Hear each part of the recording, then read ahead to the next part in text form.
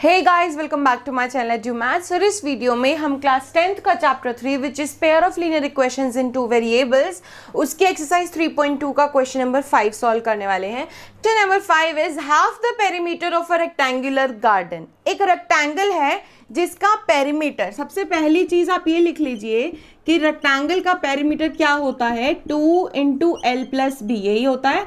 ठीक है, now half the perimeter of rectangular garden, यानी कि हमने क्या किया, हाफ कर दिया किसका, यहाँ पे 2 लिख देती हूँ मैं, 2 × L+B है, इसका यदि मैं हाफ कर देती हूँ, हमें क्या करना है इस क्वेश्चन में, दो इक्वेशंस बनानी है।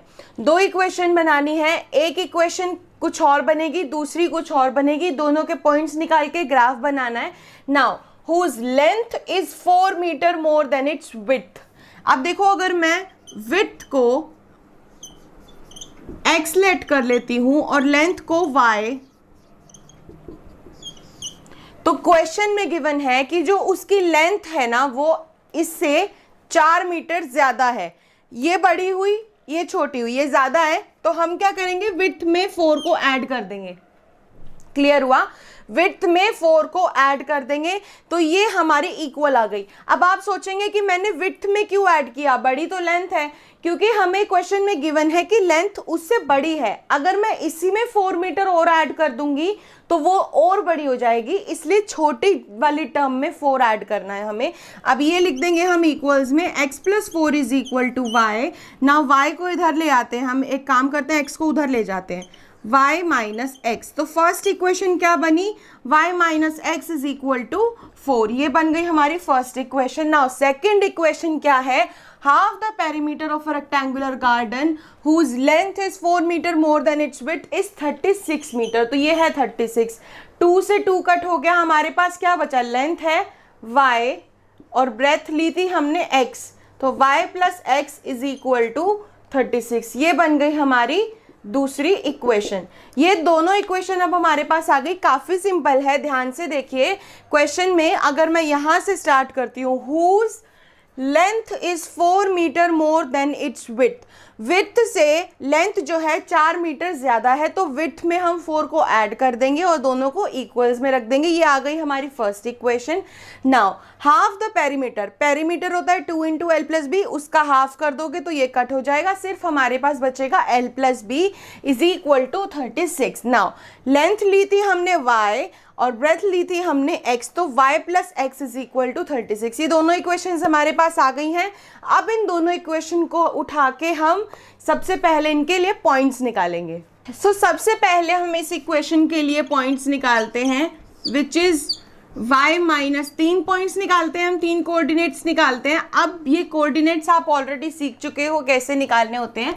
y - x = 4 है, तो एक काम करते हैं, पहले हम x को 0 ले लेते हैं। x को 0 लूंगी तो y - 0 = 4, विच इज y = 4। ठीक है, फर्स्ट हमने 0 ले लिया था x को। अब हम एक काम करते हैं, x को हम 1 ले लेते हैं, x की जगह 1 ले लेते हैं, तो y = 4, ये -1 उधर जाके +1 हो जाएगा, y = 5। नाउ हम x को 2 ले लेते हैं, तो इधर ये -2 उधर जाके +2 हो जाएगा और y की वैल्यू हमारी 6 आ जाएगी। ये पॉइंट्स आ गए, सिंपल से सिंपल नंबर्स लिए हैं मैंने, 0, 1, 2, और वहाँ x की जगह 0, 1, 2 लगा के हमारा आंसर आ गया।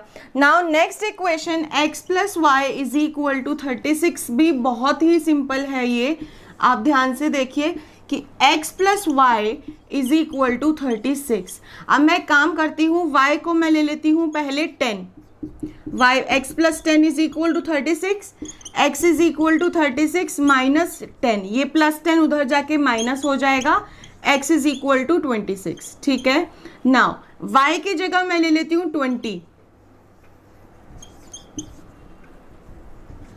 20 लिया, तो हमारा x क्या आ गया, 16। ठीक है, नाउ लेट्स टेक y 30। मैंने बड़ी टर्म इसलिए ली है ताकि x की वैल्यू भी सिंपल तरीके से आ सके, तो x की वैल्यू आ गई 6।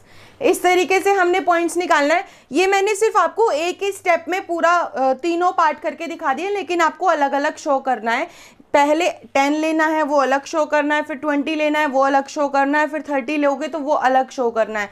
यहाँ पे भी अगर x को 0 लेके जो इक्वेशन सॉल्व करोगे वो अलग शो करनी है, 1 लोगे तो वो अलग शो करनी है, 2 लोगे तो वो भी अलग शो करनी है। अब हमारे पास पॉइंट्स आ गए हैं, अब हम बनाते हैं इन दोनों पॉइंट्स के लिए ग्राफ। तो नाउ गाइस दोनों डायमेंशंस देखिए, निकालने के लिए हमें क्या करना है, पहले जो हमारा फर्स्ट कोऑर्डिनेट्स है फर्स्ट इक्वेशन के वो इसमें पुट करने हैं, नाउ देन सेकंड इक्वेशन के। अब ग्राफ में ध्यान रखने वाली बात क्या है, देखिए आप टर्म्स को ध्यान दीजिए, y जो है वो 30 तक एक्सटेंड हो रहा है और x जो है वो 26 तक एक्सटेंड हो रहा है। तो यहाँ पे हमें क्या करना है, ध्यान से देखिएगा, अगर आप 1 का गैप लेते हो, डिस्टेंस लेते हो, तो ग्राफ में 30 लाइंस ऊपर तक जाना काफ़ी मुश्किल हो जाएगा। तो यहाँ पे मैंने क्या किया कि 2 का गैप लिया, 2, 4, 6, 8, 10, 12, 14।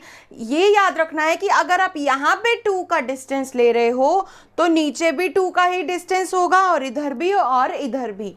Now y axis y negative, x axis x negative और सेंटर में 0 लिखना बहुत ज़रूरी है।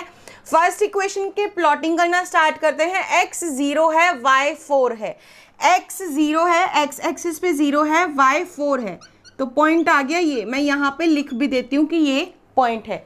नाउ x 1 है, y 5 है, x1 कहाँ होगा, 0 और 2 के बीच में। अगर आप ग्राफ में देखोगे तो ग्राफ में वो इजीली आ जाएगा। मैं ये पॉइंट अभी फिलहाल के लिए हटा देती हूँ ताकि आपको इजीली दिख जाए।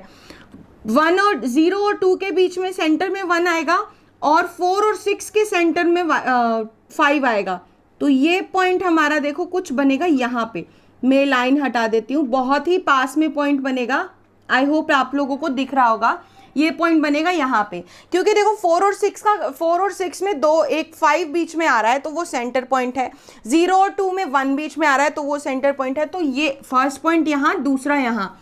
नाउ थर्ड इज 2 और 6, 2 और 6 ये कितनी पास पास बने हैं, ये सारे पॉइंट्स काफ़ी पास बने हैं। तो ये लाइन कुछ इस तरीके से ड्रॉ होगी अगर स्ट्रेट इसको ऐसे ड्रॉ किया जाएगा।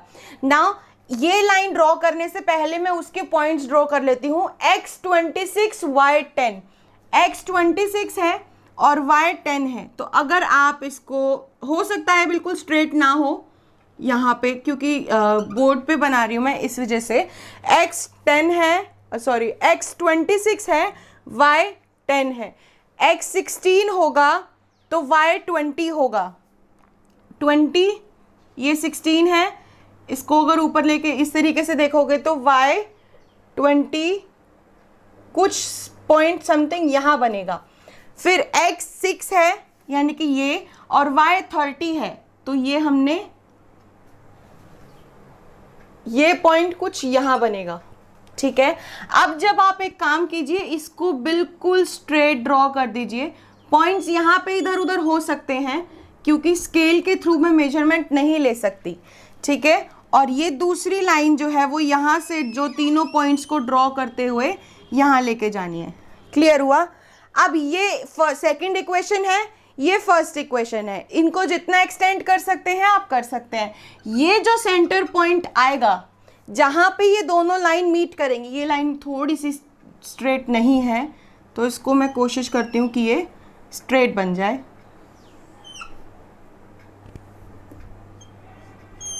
Something like here.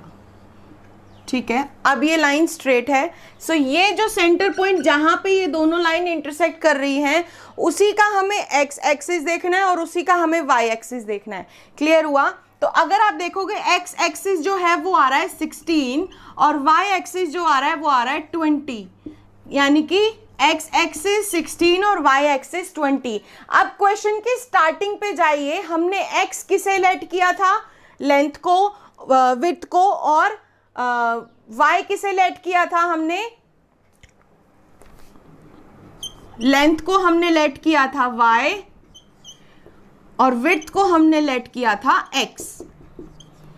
अब x कितनी आई है 16, जिसका मतलब क्या है, विड्थ का आंसर आ गया आपका 16 मीटर, और y यानी कि लेंथ कितनी आई है आपकी 20। 20 मीटर। तो आई होप आप लोगों को ये क्वेश्चन अच्छे से समझ आया होगा। और ये ग्राफ जो है, अगर आप अब ऑब्वियसली आप कार्टेशियन प्लेन पे बनाएंगे, ग्राफिकल बॉक्सेस होते हैं वहाँ पे, तो आप इजीली बना पाएंगे। यहाँ पे थोड़ा सा मुझे लाइंस ड्रॉ करने में टाइम लग गया, बाकी क्वेश्चन सबसे सिंपल था। 2 इक्वेशन ड्रॉ करी, बहुत इजीली उनके पॉइंट्स हमारे सामने आ गए, हमने ग्राफ ड्रॉ किया और उसके बाद उसके पॉइंट्स प्लॉट किए। दोनों लाइन जहाँ पे इंटरसेक्ट होती हैं वहाँ पे हमें एक्स एक्सिस और वाई एक्सिस देखना है। जो एक्स एक्सिस आ रहा है वो पॉइंट लिख दो, वाई एक्सिस जो आ रहा है वो बेसिकली कोऑर्डिनेट्स लिख दो उस पॉइंट के। तो एक्स की जगह जो कोऑर्डिनेट आ रहा है यानी कि एब्सिसा जो आ रहा है that will be width, and जो ऑर्डिनेट आ रहा है दैट विल बी 20 और लेंथ। सो आई होप ये क्वेश्चन आप लोगों को क्लियर हो गया होगा।